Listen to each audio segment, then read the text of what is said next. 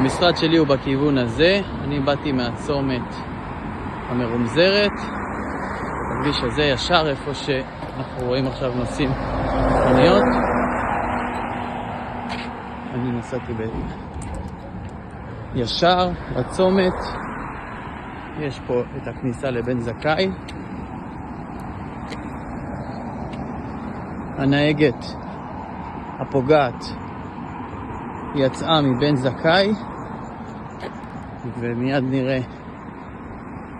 הנה, אני עברתי בצומת הזו, אתם רואים, יש פה צומת כרגע שמשפצים אותה, צומת קטנה יחסית. היא יצאה מבן זכאי, מהכיוון ההוא.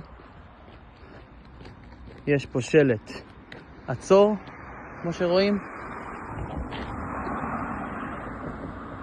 היא לא עצרה בעצור, יש פה פס.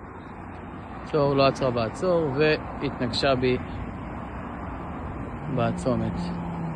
אני אמור להמשיך ישר לכיוון הזה, לכיוון אשדוד. עבדתי בצד ההוא, ביבנה. זה הכל.